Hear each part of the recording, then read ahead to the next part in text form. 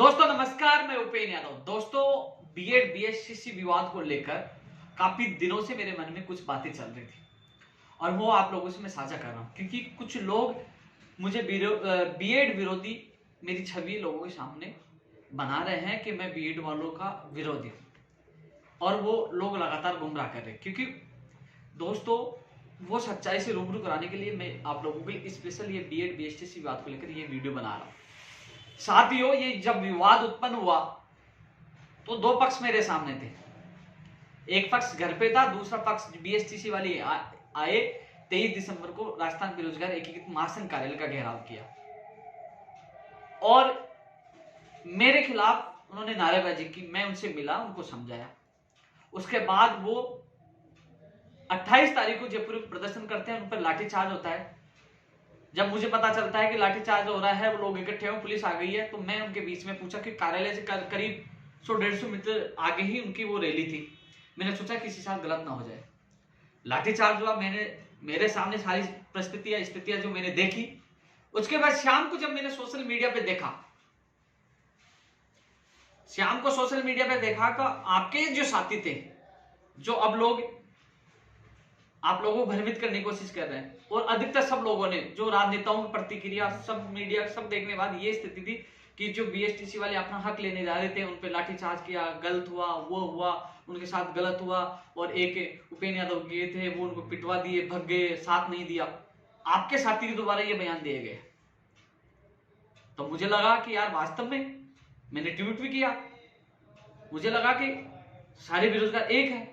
और ये सारे बयानों के बाद जब मेरे सामने वो घटना हुई, मेरे ऊपर आरोप लगे, तो उसके बाद मैंने उनको समर्थन दिया, उनका साथ दिया, उनके साथ गया, उनकी बात रखी और बीएसटीसी का मैंने खुले में साथ रखा। वैसा नहीं है कि पीछे पर्दे के पीछे काम करो, वो करो, क्योंकि जब मैंने देखा एक ही पक्ष था, सोशल मीडिया पे दूसरा पक्ष था।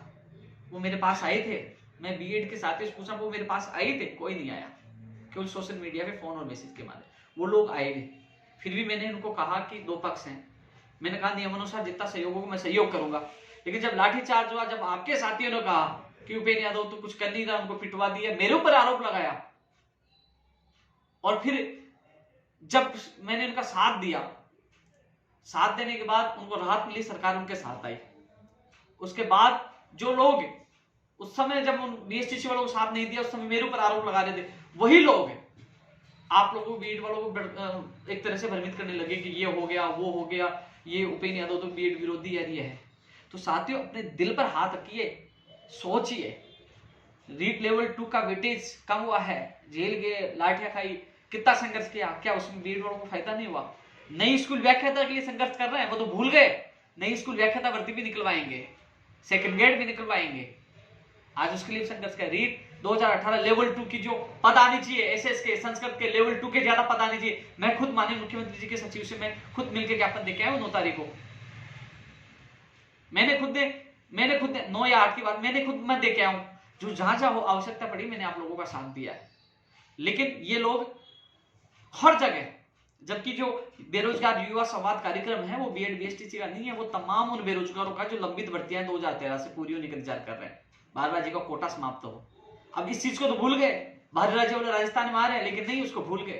अरे कम से कम राजस्थान में बाहरी राज्य का कोटा समाप्त हो, इसमें साथ देना चाहिए ना। लेकिन नहीं, इन जो लोग आपको भ्रमित कर रहे हैं। दोस्तों, कोर्ट में सुनवाई हुई, कल नोटिस जारी हुआ। जिन लोगों से, आप लोगों से, बीएड वालों से पैसे इकट्ठे करें 2-2 हजार रुपए, अब 8 लाख से ज्यादा, 8-9 लाख है, कितने हजारों लोगों ने पैसे दिए होंगे। लेकिन जिन्होंने कल बीएड वाले और लोगों ने भी याचिकाएं लगाई थी, उन्होंने अपना वकील किया, याचिकाएं लगाई, और कल उसमें नोटिस भी जारी हुआ। और जिन्होंने पैसे इकट्ठे किए उनकी याचिका की सुनवाई अब 21 को बता रहे। लेकिन आप देख रहे ना, और लोग, उन्होंने तो आप लोगों से नहीं कहा 2-2 हजार रुपए, और लोगों ने भी याचिका तो लगाई है ना, उनकी याचिका पर सुनवाई भी होगी, नोटिस भी जारी हो गया विभाग को। लेकिन अब 21 तारीख को सुनवाई होनी है, और फिर भी वो कह रहे पैसे दो 2-2 हजार रुपए। तो ये आप सोचिए कि किस तरह का खेल आप लोगों के साथ खेला जा रहा है। मामला कोर्ट में चला गया, आपके वकील भी है, सरकार भी है, और बीएसटीसी के वकील भी है। अब मेरे हाथ में कुछ भी नहीं है, जो निर्णय होगा न्यायालय करेगा। यदि बीएड वालों को न्यायालय शामिल करता है तो उसमें उपेन यादव क्या करेगा? वो तो न्यायालय का आदेश होगा। यहां से भी सुप्रीम कोर्ट में जाता है अब सुप्रीम कोर्ट कहता है कि बीएसटीसी वालों को लिया जाएगा, तो उपेंद्र यादव कुछ नहीं कह सकता, या कहते हैं बीएड वालों को लिया जाएगा, तो क्या करेगा उसमें? न्यायालय का जो आदेश होगा, चाहे हाईकोर्ट का चाहे सुप्रीम कोर्ट का है, उसमें उपेंद्र यादव का कोई रोल नहीं है।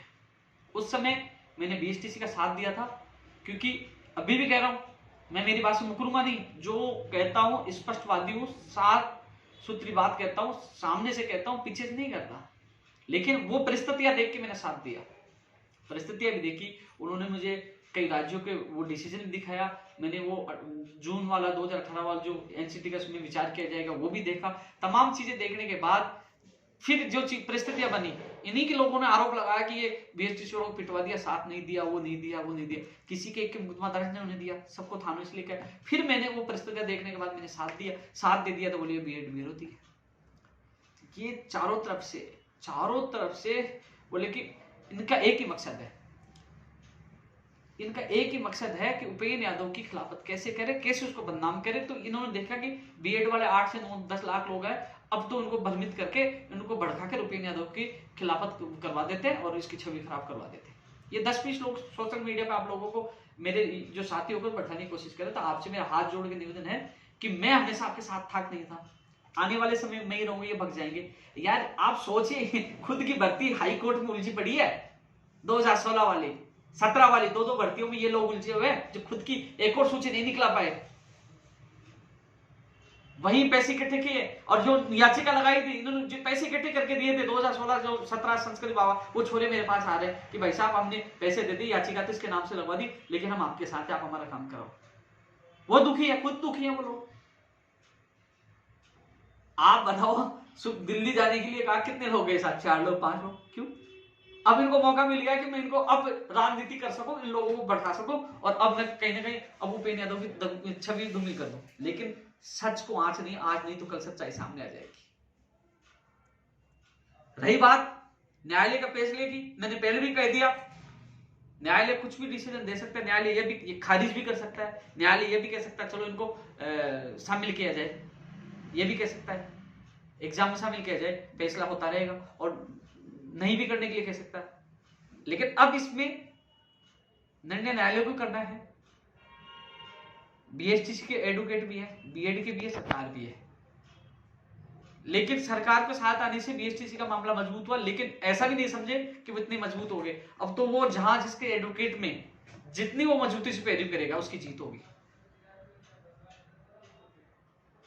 लेकिन यह है कि अधिकतर अभी तक ऐसे मामलों में राज्य सरकार जिसके साथ रहती है उनका मामला मजबूत होता है, ये मेरा मानना है। लेकिन सामने वाले अब निर्भर यही है कि एडवोकेट्स के ऊपर, किसके एडवोकेट्स कितने अच्छे होते हैं, कितनी वो पैरवी कर पाते हैं। अब निर्णय न्यायालय को देना है। अब यही है कि अब न मेरे हाथ में है, अब तो न्यायालय फैसला करेगा किसके हित में करे। बीएसटीसी करता है, बीएड करता है, वो न्यायालय करेगा, वो तो कुछ नहीं कर रहा। लेकिन दोस्तों, ये बीएड बीएसटीसी विवाद मैं भूल चुका हूं। मेरा जो लक्ष्य है, फरवरी में जो आंदोलन की हम घोषणा कर रखी है, जो सभी लंबित भर्तियां पूरी हो, नए बाह्य राज्य कोटा समाप्त हो, नए चेयरमैन की और सदस्यों की जल्द से जल्द उनकी घोषणा हो, और फिर जो कैलेंडर जारी हो पटवारी जेई जैसी भर्तियों का, और नई भर्तियों के विज्ञापन जारी हो, चाहे कंप्यूटर शिक्षक भर्ती हो, नई स्कूल व्याख्याता हो, चाहे ग्राम सेवक हो, आरएस भर्ती हो, जेई फायरमैन हो, जो भी तमाम ऊर्जा विभाग के टेक्निकल हेल्प पर 9000 पदों पर वो जेई आईएन जेएन की हो, जेएमएल की तमाम वो नई भर्तियों की विज्ञप्तियां जारी हो, और तमाम अब ये चीजें मैं गिनाऊं तो वीडियो बहुत लंबा हो जाएगा। लेकिन तमाम जो हमारे मांग पत्र में शामिल है, उन मांगों के लिए हम बड़ा आंदोलन कर रहे हैं। तो वो सब लोग इस वीडियो को बनाने का उद्देश्य था कि अपने दिमाग से बात निकाल दो, ये लोग आपको भ्रमित कर रहे हैं। आपके साथ पहले भी मैं था, आज भी व्याख्याता में क्या हुआ था पूछ लीजिए इनको, टंके को पूछ क्या किया, लोगों को गुमराह किया, कुछ नहीं कर पाए थे। ऐसे लोगों से आप बच कर रहे हैं, और जो निर्णय न्यायालय को देना, लेकिन अपनी तैयारी सुचारू रूप से जारी रखें। 25 अप्रैल को एग्जाम होगी, क्योंकि कहीं आप लोग भयभीत होकर अपना समय खराब ना कर दे। जल्दी एक वीडियो के साथ आपसे दोबारा मुलाकात होगी। जय हिंद, जय भारत।